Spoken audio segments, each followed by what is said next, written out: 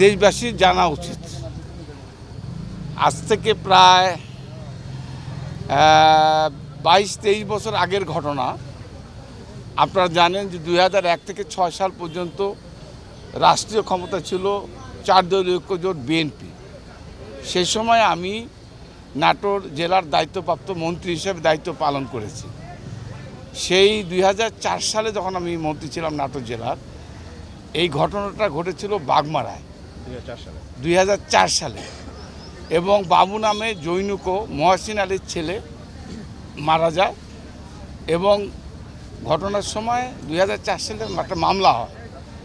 পরবর্তীকালে তদন্ত এবং ইন্সপেকশন করে পুলিশ প্রশাসন মামলা কোনো কিছু পায় না। মামলা মৃত ব্যক্তির বাবাও এবং যে মারা গেছে তার বাবা মহসিন আলী সেই সময় একটা মামলা করেছিল কারো নাম না দিয়ে। পরবর্তীকালে আপনারা জানেন 2007 সালে যখন 111 আসলো, 111-এর কৌশলীরা তখন রাজনৈতিকভাবে বিএনপির উপর তারা মানে এগ্রেসিভ এবং আক্রমণাত্মক হওয়ার কারণে আমি নাটোর জেলার মানুষ, ঘটনা হচ্ছে বাগমারা জেলায়। আর এই সময় আমি একজন দায়িত্বপ্রাপ্ত নাটোর জেলার মন্ত্রী, রাষ্ট্রের মন্ত্রী। এই ঘটনাস্থলে আমি কখন গেলাম আর এই ঘটনার সঙ্গে কখন জড়ালাম, আজকে যে মিথ্যাচারের একটা সীমা আছে।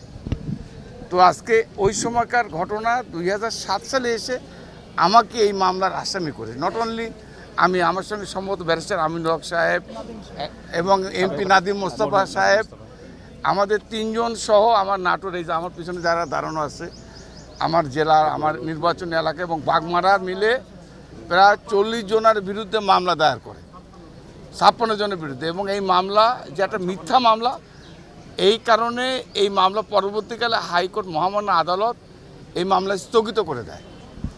এবং পরবর্তীকালে আপনারা জানেন যে 5ই আগস্টের পর দেশে গণতান্ত্রিক অবস্থা, মানুষের আইনের শাসন, বিচার ব্যবস্থা স্বাধীনতা হওয়ার পরে পরবর্তী মহামান্য আদালত এই মামলা স্থগিত খালি করে দিলে এই মামলা আবার এই জজ কোর্টে রাজশাহীতে আসে।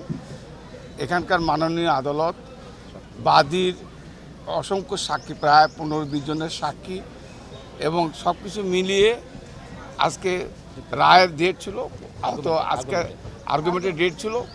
আগামী আশা করছি আগামী 2-4-এর মধ্যে 7 তারিখ হয়তো রায় দেবে। তো আমি আশা করি আমরা জাস্টিস পাবো, কারণ আমাদের বিরুদ্ধে অন্যায়ভাবে এবং মানে অর্থাৎ রাজনৈতিক উদ্দেশ্যে প্রণোদিত হয়ে আমাদেরকে হয়রানি করার জন্য এই সমস্ত মামলা, শুধু এই মামলা না, এরকম আমার বা আমাদের বিরুদ্ধে অসংখ্য মামলা ছিল।